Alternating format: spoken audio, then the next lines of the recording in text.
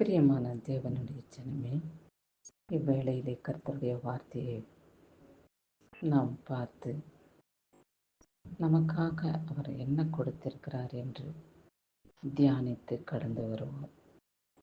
கடந்த இரவு பரியந்த கர்த்தர் நம்மை கண்ணின் மணி போல பாதுகாத்து கொண்டார். அவருடைய பரிசுத்த நாமத்துக்கு கொடான கொடி ஸ்தோத்திரம். இந்த நாளையும் கூட கர்த்தர் நம்முடைய வாழ்விலே ஆயுசு நாட்களாய் கூட்டி கொடுத்து நம்மளை கர்த்தர் கிருபையாய் காத்து கொண்ட அவரை நாம் ஸ்தோத்திரிப்போம். கிறிஸ்துவுக்கு மகிமை உண்டாகட்டும். சங்கீதங்களின் புஸ்தகம் 34 அதிகாரம் 10வது வசனத்திலே, சிங்கக்குட்டிகள் தாட்சி அடைந்து பட்டினியாயிருக்கும், கர்த்தரை தேடுகிறவர்களுக்கோ ஒரு நன்மையும் குறைவுபடாது என்று சொல்லப்பட்டுள்ளது. ராஜாவுடைய பிள்ளைகளுக்கு ஆகாரம் கிடைக்கவில்லை என்றாலும் அவரை நம்பியிருக்கிற பிள்ளைகளுக்கு ஆகாரம் எந்த விதத்திலையும் குறைவுபடாது என்பதே இதனுடைய கருத்தாய் காணப்படுகிறது.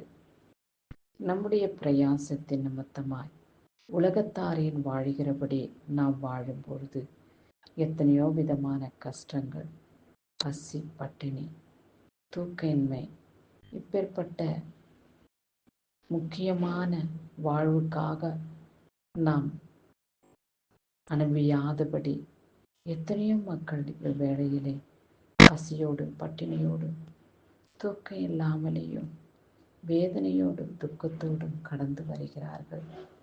ஆனால் கர்த்தர் நமக்கு அப்படி வைக்காதபடி, நான் உனக்கு போதுமான ஆகாரத்தை கொடுத்து உன்னை ஆசீர்வதிப்பேன் என் மகனே, மகளே. சிங்கம் ராஜா, நாட்டுக்கே காட்டுக்கே அது ராஜாவாக இருந்தாலும் அதன் பிள்ளைகளுக்கு ஆகாரம் கிடைக்கவில்லை என்றால் எத்தனை ஒரு ஆச்சரியப்படக்கூடிய செயலாக இருக்கும் என்று நிதானித்து பாருங்கள்.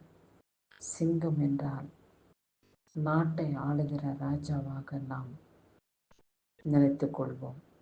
அந்த ராஜாக்களுடைய பிள்ளைகளுக்கே ஆகாரம் இல்லை என்றால் கர்த்தரை தேடுகிறவர்களுக்கோ ஒரு நன்மையும் குறைபடாது என்று வேதம் தெளிவாக நமக்கு வெளிப்படுத்தியிருக்கிறது. என்னுடைய பிள்ளைகள் நீர்ப்பாய்ச்சலான தோட்டத்தை போலவும் வற்றாத நீர் ஊற்றை போலவும் இருப்பார்கள் என்று வேதம் நமக்கு வெளிப்படுத்தியிருக்கிறது.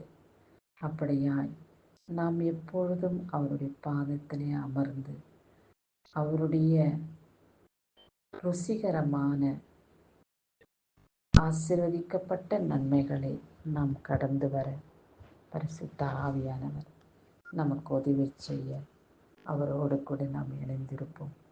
அவருடைய பிள்ளைகளாக நாம் முத்திரையிடப்படுவோம். ஒரு நன்மையும் நாம் அனுபவியாத ஒரு சூழ்நிலை வராதபடி எல்லா நன்மைகளையும் நாம் அனுபவித்து பல ஆசீர்வாதங்களை பெற்றுக்கொண்டு அவருக்கு சாட்சியாய் இந்த பூமியிலே வாழ்ந்து வருவோம். கிறிஸ்துவுக்கே மகிமை உண்டாகட்டும். ஆமென்.